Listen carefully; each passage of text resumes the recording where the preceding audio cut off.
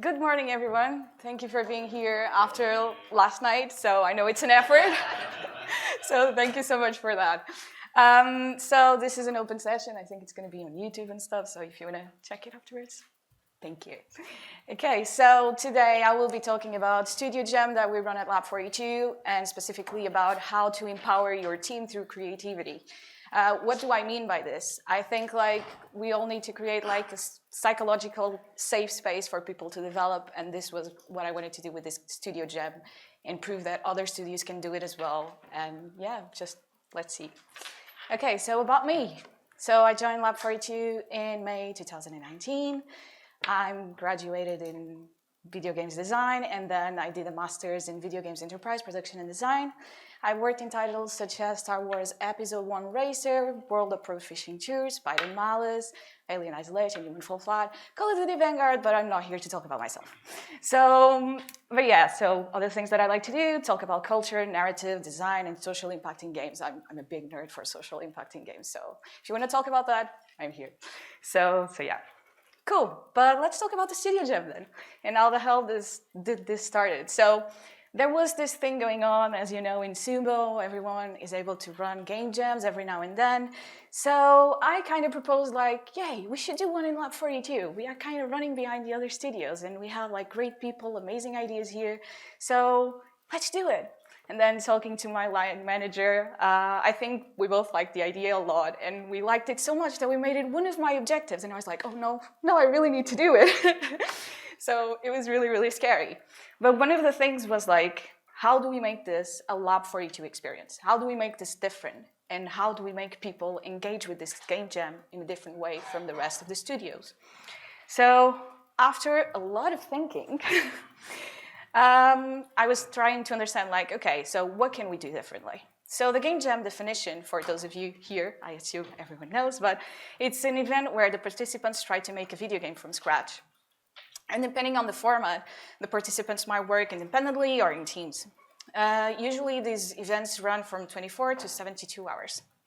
So I was like, nah, this is not good for Lab42. We can stop the studio for 2 days or 3 days, and we want to do something bigger. And how do we harvest the sense of let's do something different and let's involve the whole studio on it? So this is wow. So let's do a studio jam. And what the hell is a studio jam? So it's pretty much Lab42 coming together, spending their time together, and making a game. Easy. So now, let's go over it. So Studio Jam is an event where the participants try to make a game from scratch.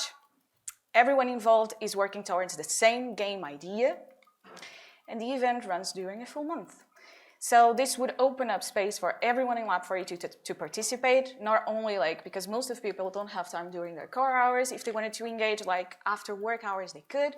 If they wanted to use their learning days, they could. And yeah, that's what we did. We kind of run it that way. So yeah, amazing. We know what we're doing. Full month, everyone in Lab42 can engage whenever they want, drop in, do stuff. Wow, amazing, we're gonna do this. All set, let's go. So the Studio Jam, how did we decide what to create? So firstly, we cannot do a Studio Jam without engaging on people. If we want to harvest people's confidence in what they're doing, if we want to get the best out of them, we need to get the data from them, right? So that's how this started. We started to make a big survey throughout Lab42, where we started to understand how would be the engagement? Who would actually be the core audience for our Studio Jam? Because this was not a mandatory event at all. You could participate if you wanted to or not, completely up to you. So yeah, we did this survey, and yeah, everyone that answered pretty much wanted to participate or at least be in the roundtables or have some input on it, which was really important for us. So then there were a lot of questions what do you want to do? Is this a 3D game? Is this a 2D game? What do you want the art style to be? And then we went okay, if we are doing this, which kind of game would you like to do? Would this be an adventure game, a fantasy, a sci-fi simulation, cartoonish? And then we went what matters to you the most? Is this core gameplay, innovation, game the genre itself? What do you want to do? And then based on that, we came up with this. which we call the Game Jam pillars. So based on all that data and a few more that I'm not sharing here today because it was really exhaustive, we got to these 4 pillars. So narrative, evolving world, the art style, and co-op. So what Lab42 wanted to do was something that was engaging in a narrative way, which was really, really nice. People wanted to work on something that was evolving, so where the world was constantly changing and, moving forwards, and where the player could actually impact the stuff that was happening in there. People wanted to do a stylized version of this game, or the game needed to be stylized in a way, and co-op and creating meaningful experiences to gameplay with other players was important for Lab42. So what did we do afterwards? So we created a pitch template. We sent it out to the team. Everyone that was trying to participate on the game jam could submit an idea. It was completely open. There was 12 submitted ideas. So yeah, a lot of people tried to put their ideas forward, which was really, really nice. This is one of the most important takeaways from this presentation, because after people have made a full survey and they said what they wanted to do, the game ideas were not matching at all what they said they wanted to do, which is quite interesting from my perspective. We went through a voting phase as a team, and we used roundtables to discuss the main ideas and try to understand what we wanted. We got to a point where it was quite we knew what we wanted to do. There were 2 top games, and people wanted stuff from both of those, which was really, really nice. And by discussing and harvesting, that place where people could go in, drop in, just say, okay, so what are we doing? We were having these sessions pretty much daily. We had them throughout a week just to combine the 2 ideas or try to understand what the game was. And then at the end of it, yeah, okay, so we are combining X with Y, and we're doing this. So what the hell did we do? This is insane. Prepare yourselves. So the prototype. So we did a small game called No Vacancy, which is, it's a murder sim. You will understand this. So it's a top-down management murder sim where you drag and hide bodies to clean the scene. Yes, this is all really according to the pillars, as you can see. You would expand the motel and add new parts to it, and the hotel would evolve. If you wanted a different style to it, if you wanted to do something in the 50s, you could. If you wanted to do something more futuristic, you could. This was heavily influenced by Psycho. We decided to start with the 60s setting and then evolve from there. And the game would run in day-night cycles, and you would have during the day you would put the clients in places and check them in, clean the hotel and all that kind of stuff. And during the night you would start killing them and then hiding the bodies if you could. And then maintain your murderous mother happy. I think that was the main goal. You would have this big thing which was mother's love, and your mother was pretty much you need to kill more people for me to be happy and stuff. So yeah. I do have a small video of the prototype that I'm going to show after this. So what did we do by week? So as I said, the game jam was run during a full month. So we had kind of 5 weeks of development. During week 1, we kind of did the define of the game. We did a first level design pass to it. We added a playable character, controls. We started building an AI for the guests because we had a ton of programmers joining in, and everyone was we need a full AI system for the guests. And they will be I want to go there, and I want to eat, and I want to dance in the ballroom if I can. So yeah, we were trying to use as best as we could of the people that we had in the game jam. So yeah, it was cool, and trying to build the features and stuff around the availability of them as well. So yeah, so week 2 we added the main menu, check-in. You could check in the clients. We can start killing people. Oh my god, this hurts. This hurts me so much every time I need to say this. But yeah, we added we had some artists in the studio jam as well, so we started adding some models to it. We added the basic AI for the clients and the blood splatter system. Then we were playing through it and we're this is so clunky, this is not working at all.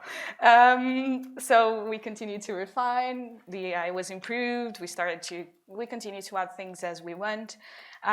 We added cleaning mechanics so that you could clean your hotel by day and all that kind of stuff. We added a new level pass because the level design was also not working. And yeah, we continued to go in. So on week 4 of prototype, we added the final art in, the lights in. We added the journal where you could check what was the actual intent of your mother, what you needed to do, what are the objectives per day, and all that kind of stuff, which added some more fun to the game. I think the most important thing to say about like the way this went is that this was a month, right? And everyone was putting in their effort like on a daily basis almost, and they were still doing their jobs. But I'll get there in a second. But this is really, really, really nice. How did we pivot every week? Pretty much like we were like, no, every week on Mondays we will get together and we will check the build, how the build is, and just change accordingly, really. And it was like an open talk for everyone that wanted to chip in and say, I think the system is not working okay. And you could put like the questions that you wanted in, and they would be listened, they would be pulled like on an Excel, and everyone could check them and say, okay, I think this is an important question, and then we would go from there and continue to pivot. So yeah, this is a game. I was told that this might not work, so let me check. It is working. It is really ugly. But yeah, so this was our hotel with our little psycho in. You could see the rooms and everything. You can see the clients starting to check in. You could check the rooms and people to the rooms and stuff. And you can see the things. You can also kill people and do all that, but I'm going to skip that part, okay? Okay, so takeaways part 1. So the surveys are a great idea when you want to decide what you want to do with your team and for your team. Use them in an anonymous way. It's the best way to get the honest feedback that you are looking for. So if you ever want to do something within your teams, please do, or try to use an anonymous service in the sense of people will be more honest that way. So you will get the data that you are looking for. Secondly, people might not make the choices thinking about the future, but what they feel in the moment. What do I mean by this? Even though, as you could see, like the game jam pillars were like narrative, evolving world. We want to do like this cool art style thing, and we wanted it to be a co-op experience. None of that was reflected in the picked idea. I think like there is a lot of reasons for why this happened, to be honest. And I don't think people, when you think about a game jam, we all go in and think, right, so this will be small, this will be a condensed experience. So we need to think and vote, thinking on what we can do. And sometimes you shouldn't do that. Sometimes you should go for what you actually want to do. And then there might be a chance that that game might continue onwards. Yeah? So just have that in mind if you want to do a studio jam. So yeah, that data can be used to shape the future projects and culture for your teams and your studio. Because you might, you know, the people in your studio might tell you openly what they think and what they want by those kinds of data. So yeah, how was it run? The process. So people could take up any discipline they wanted. Even though you were a producer or a programmer, you could do audio, you could do art. And that happened. We had a programmer that did like the full art for this game. We had another programmer that said like, no, I want to be an artist for a month. I was like, okay, let's go. Which is really, really interesting. So a lot of those models were actually done by people that were not from their disciplines, which is really interesting. And we had some other people that were like mentoring during that month and saying, hey, if you want to do the model this way, this is how you do it, and put it in tutorials together, which kind of harvested the sense of, you know, safety and more culture to the studio and people working together and collaborating. The catch-up meetings per discipline were run daily, so we had daily stand-ups for each of the disciplines so that people could check up and see what they were doing. It was run fully agile, of course.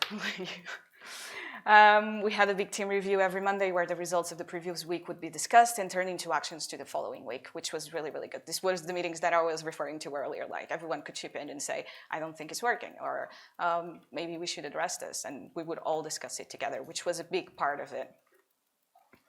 And then embrace the change as it goes. It's a prototype, have fun. So yeah, it's not the original idea. I think we all know that, and games need to change as it goes. And yeah, everyone had a voice, which was really important for us. So how do we harvest creativity?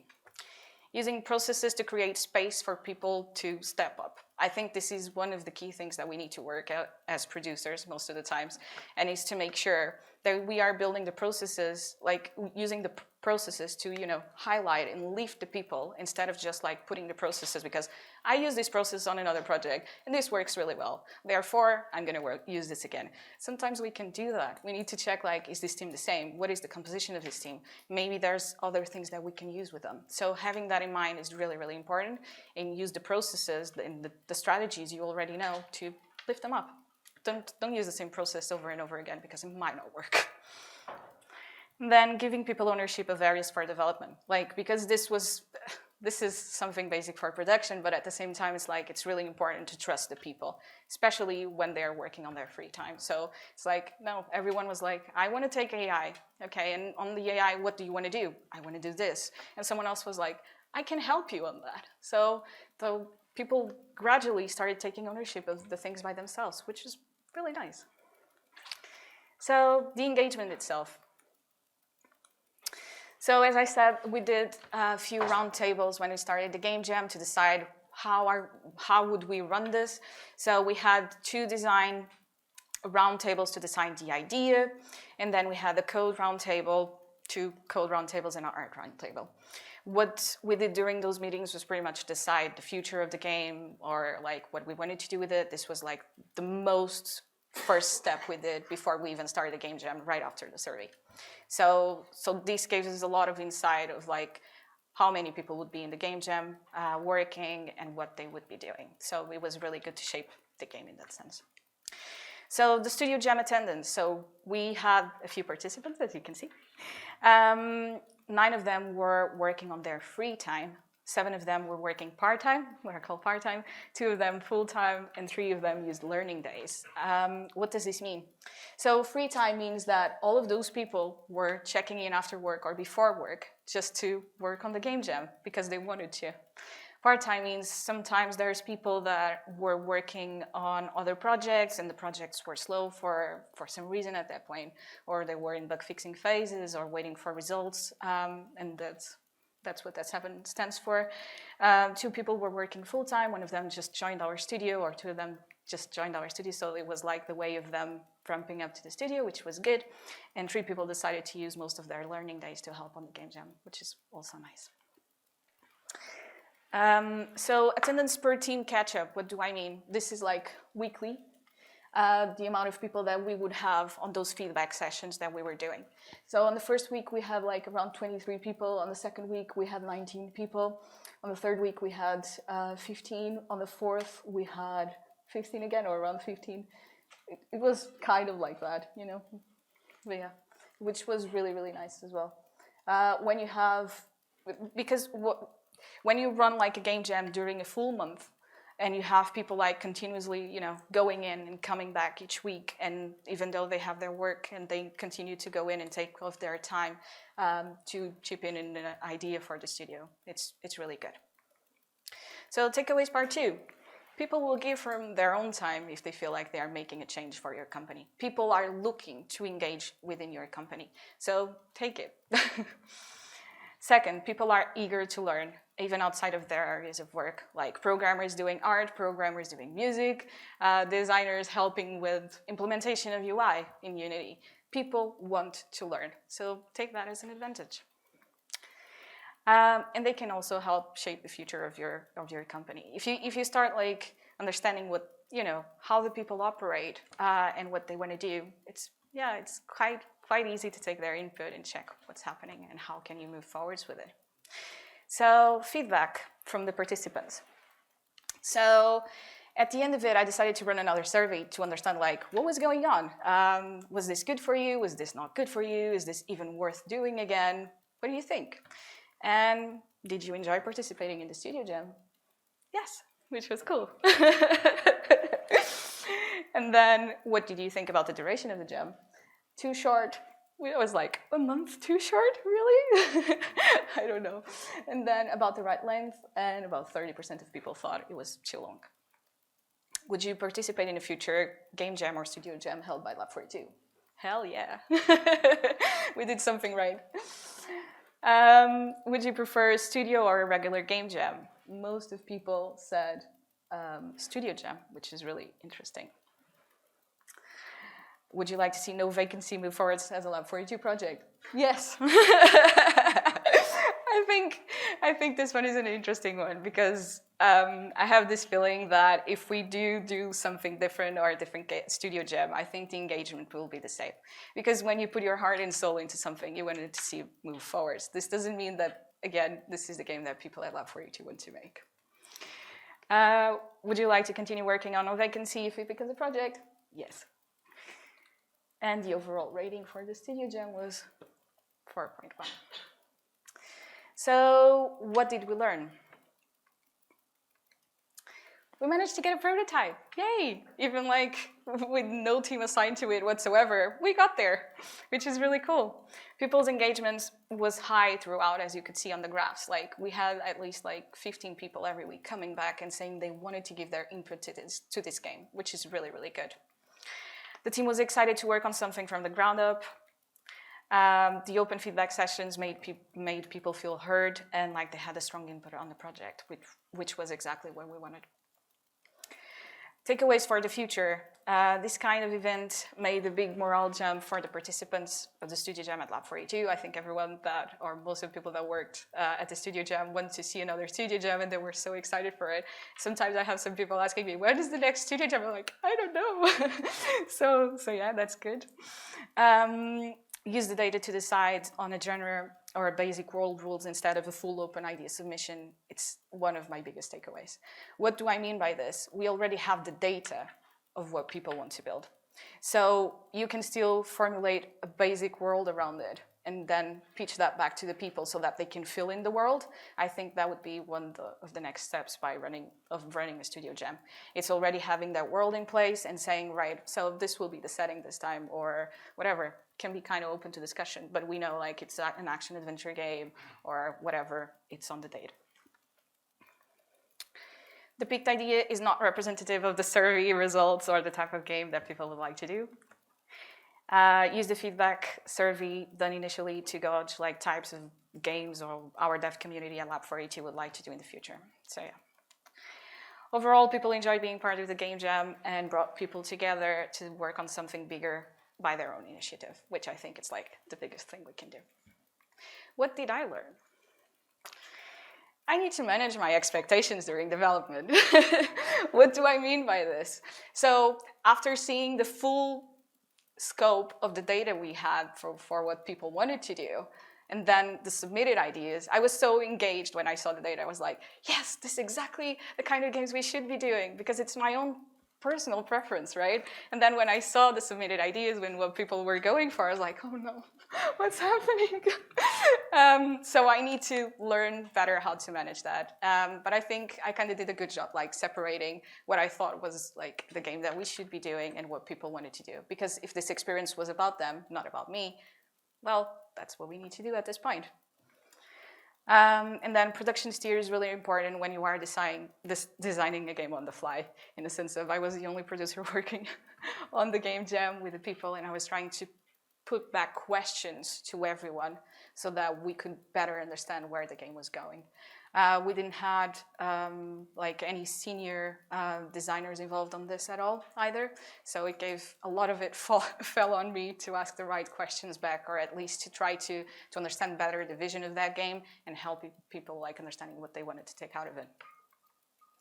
And then see the potential and take the learnings. I think we should all be learning constantly and evolving as human beings. So yeah. I have a ton of time for you to ask any questions that you might like. So thank you so much for listening to me today.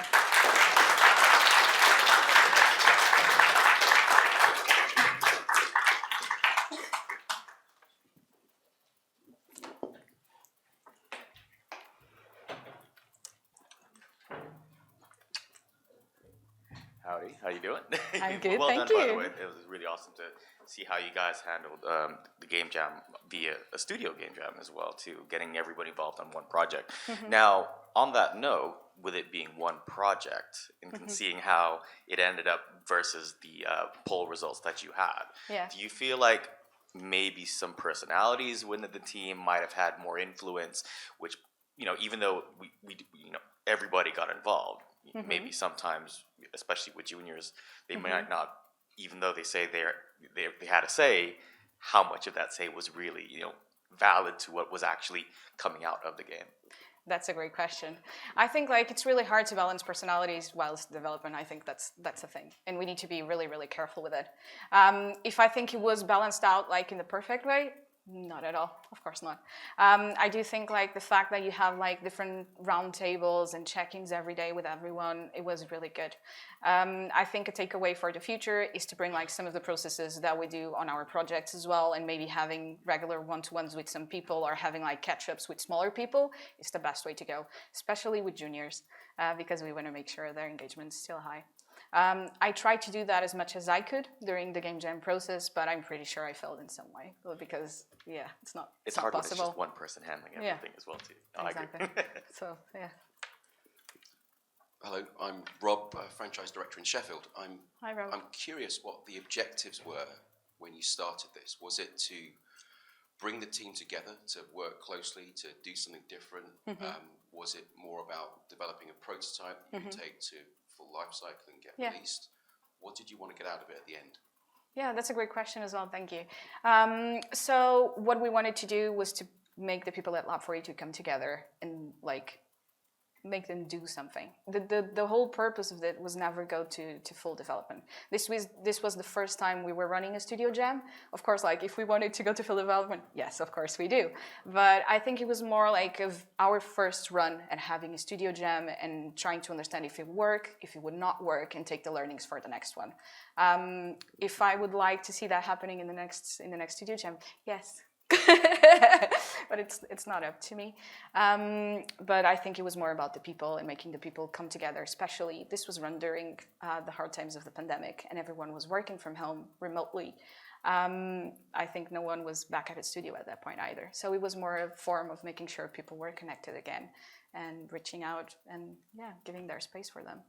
What a great thing to do! Amazing. Thank you. Yeah. Hi there.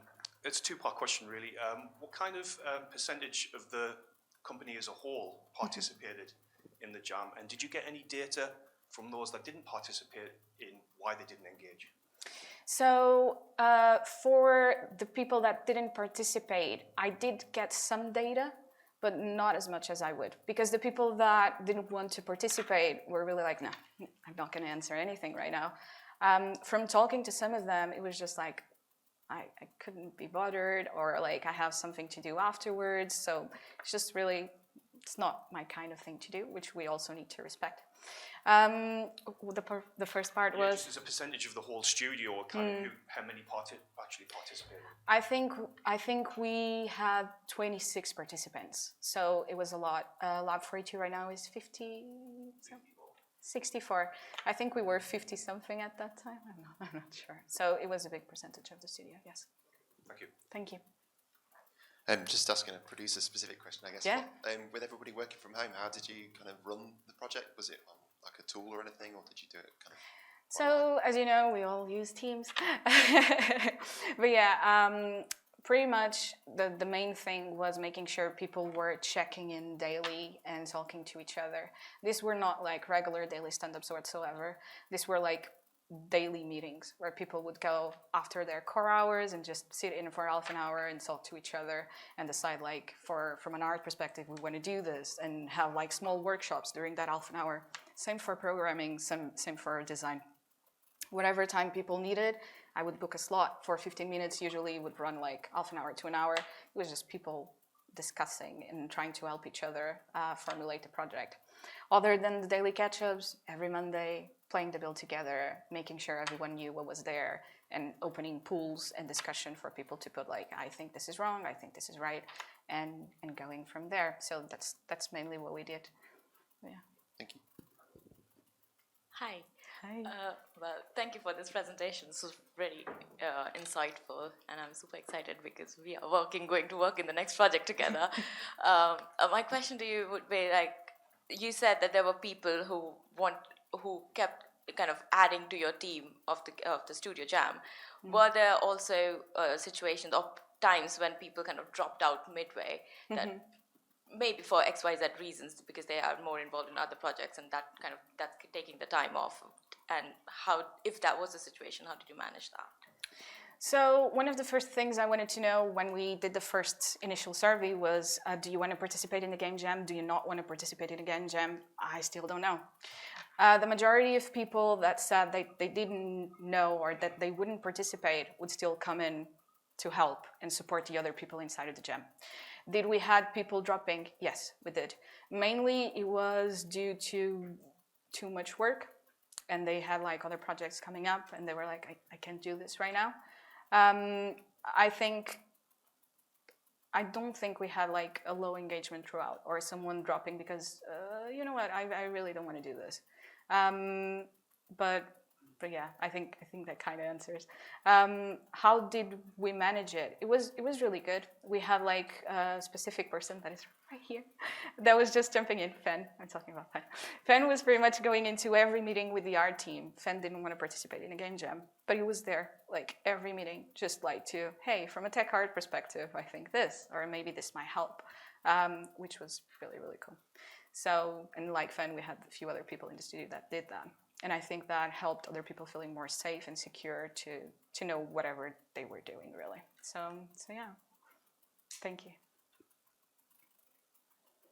Yeah. I'll go next, just because of the microphone. Oh, there we go. Yeah, obviously, I've got a two-pronged question, really. It's a bit more technical, more because you've inspired me. Actually, would quite like to do a game jam now. Okay, cool. Good use of my learning days.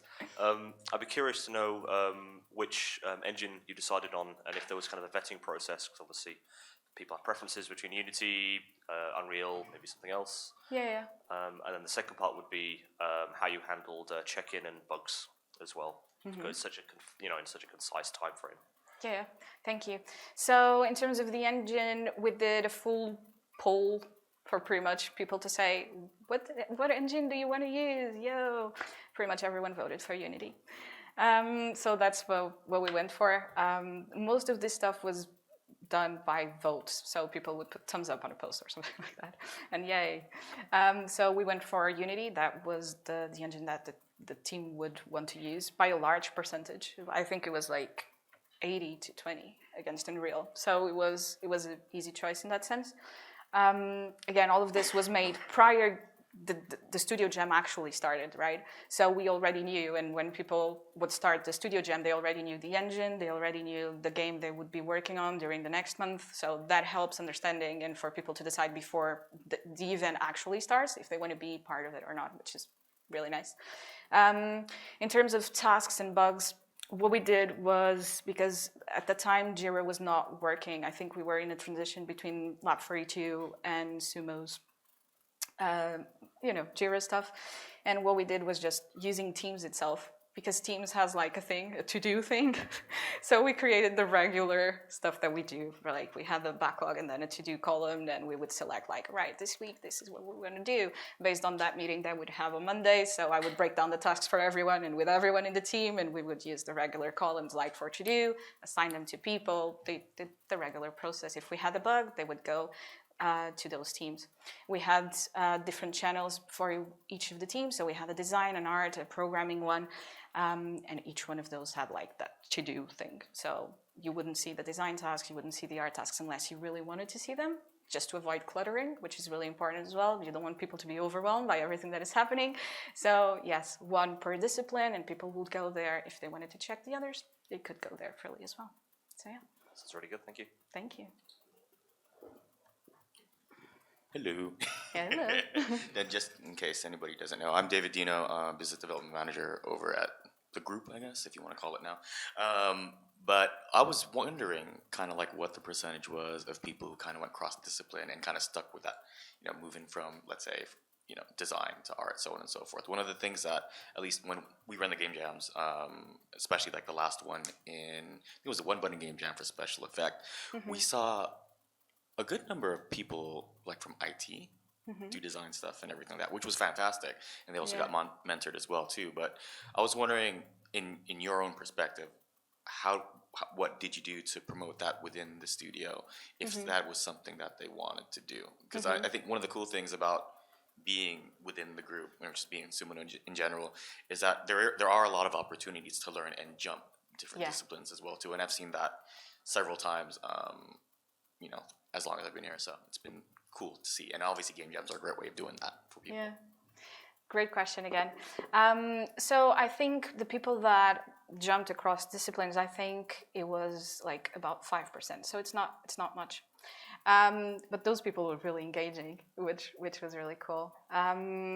So I really can stress like how proud I am of seeing like programmers doing art and music and all that kind of stuff. Lab42 has a lot of programmers, right? So it is really interesting to see that happening.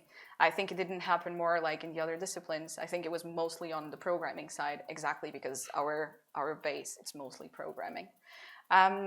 Still, like, yeah, their engagement was, I think the people that were doing that, like the few programmers that were doing that, I think it was 4 of them, or 3 of them, they were like just really engaging. And every day they were like, how do I do the music for this? You know, and putting all of that in, which is really, really nice. And they were eager for feedback more than any other team members, which was also really interesting. I don't know if that answered your question, Dave. I think that was great because, again, you kind of want to be able to, I guess, promote that growth in some form or fashion. And I don't know if, again, it all depends on who's really available, but I always felt like if we could always have some senior just available for that, you know, that feedback, regardless of whether or not they're involved in the game jam itself. You know, just, again, having that somebody oversee to a certain extent or just give that advice, I think it really helps, you know, those who want to try something else really push forward in that direction. 100%. And I think like one of the things that was really important that I didn't mention is in my presentation was the way we communicated what we wanted to do with the rest of the team. It was always like quite open, big post pretty much saying, hey, the action topics, and if you want to participate on this, this is what you need to do.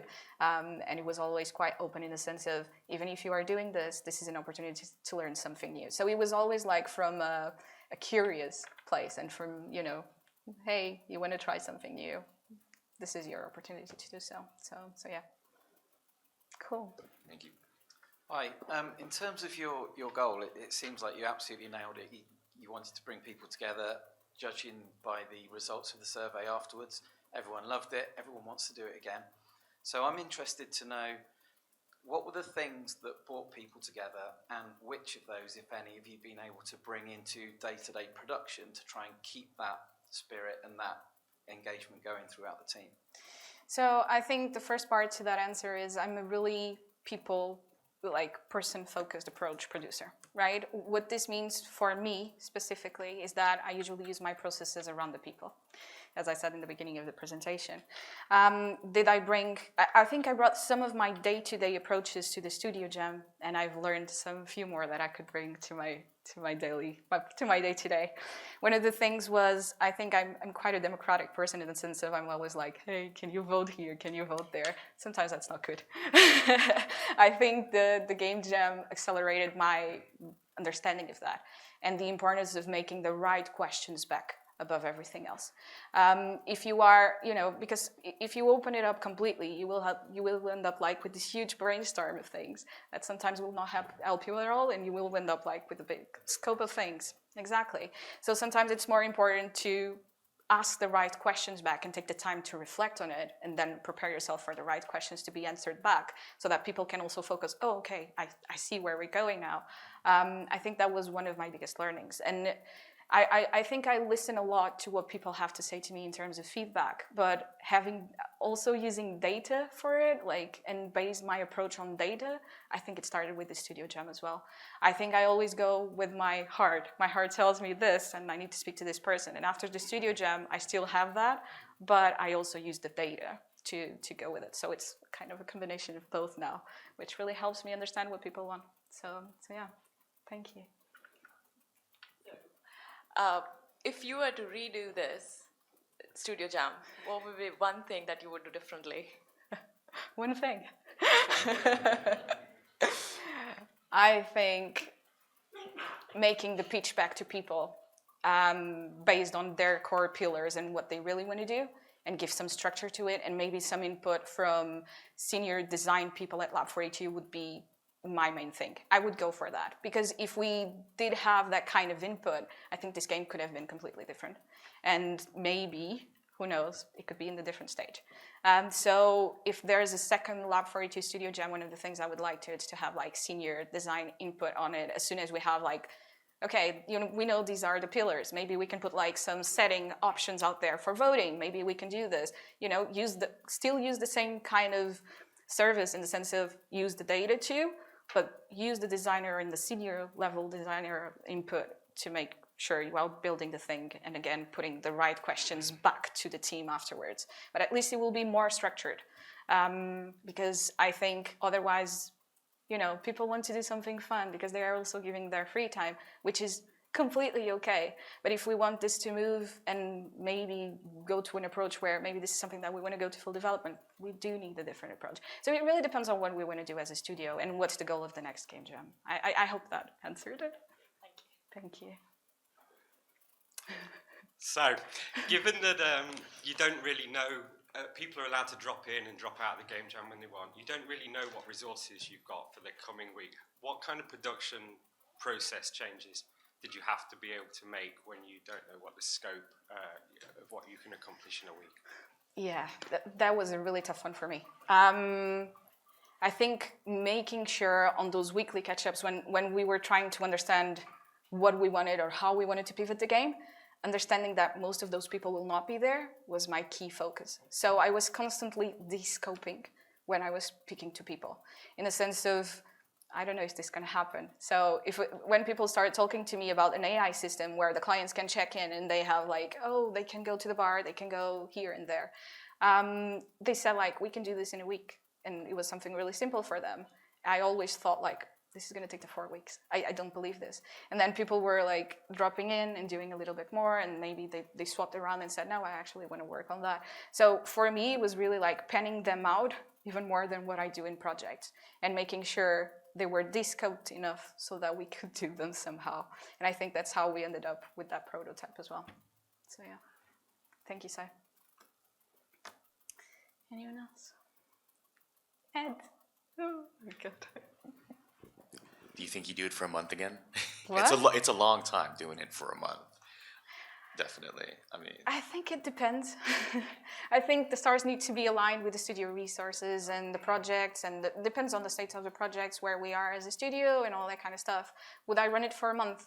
It really depends on what we want to do and the objectives. Again, if it is to unite the team, maybe not a month. If it is to do something that we want to move forwards, maybe a month would be good again. So it really depends. But yeah, thank you. And yeah. So by the time you got to the retrospective, had the team reverted back to the core pillars that you had at the very beginning, or were they all in on those? That's a great question. I think like it started, so when we started doing the project and everyone was like, yeah, this is going to be really gory and you want to drag the bodies and make sure, you leave a lot of blood and clean it up. And yeah, as we went through the prototype, everyone was like, we don't think this works at all.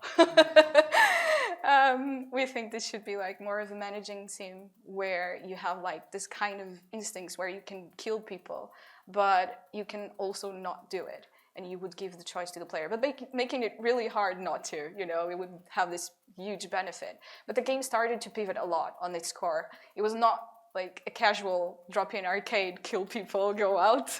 It started to be more like, what can we build out of this that is kind of more management related and can go more into the sim world than anything else, but bring a twist to it, which was also really interesting to see. So yeah, people were completely moving away from murdering at the end. So yeah, it's really interesting. Yeah. Why do you think it pivoted to murder sim versus the pillars that you clearly laid out for everybody, or at least everybody decided to go with those pillars, and then all of a sudden, nah. So I talk about this, okay? This is pure speculation, okay? My pure speculation. I don't have the data to prove this. I think during the pandemic, everyone was looking for like, no, that's not what I'm saying. I do not support that in any way, shape, or form. No, I think people were looking for something different, and they wanted to do something that would be fun for them to engage with. And that when they saw this idea was like completely different from everything that was submitted. And people were like, oh my God, yes, why not? This is completely different, let's do it. I think naturally, because their core values were not aligned with the game, and the mechanics were clunky, and a lot of things. I think things started to naturally change to what they actually wanted to do. But yeah, I think it was a mix of those two things. So yeah. Anyone else? Evelyn. Wait, basically game jam. microphone. Yeah. Sorry. So game jam is considered to be this free-flowing form where everything comes out of a chaos. How did the team react to your efforts to steer the whole thing towards a common goal? Did they react positively, or how in general did they react to that? I think everyone engaged, and everyone knew in what they were engaging when the Studio Jam started. I don't think, again, because we had gone through the full voting, like submitting, voting process and all that, people knew what they were gonna go into. Compared to a game jam, I did a ton of them in the past, and it would be really hard to manage like 20-odd people at peak on a Studio Jam, like with no like process in place. Even though I tried to run it like as freely as I could, like it would be nonsense. It would be chaos, complete chaos. How did the team react? I'm not sure. I think that's a good question to ask them, to be fair. I think I did my best to keep it open, and that people would feel like, yes, this is where we're going and this is how the decisions are being made. But that's a great question, and I think it's a good one to put back to the team and maybe get the data for the next presentation next year. Thank you, Lynn. Yeah. No? When's the next one? I don't know. We need to work on that. I've been thinking about it, actually. Okay, cool. If that's it, thank you all so much.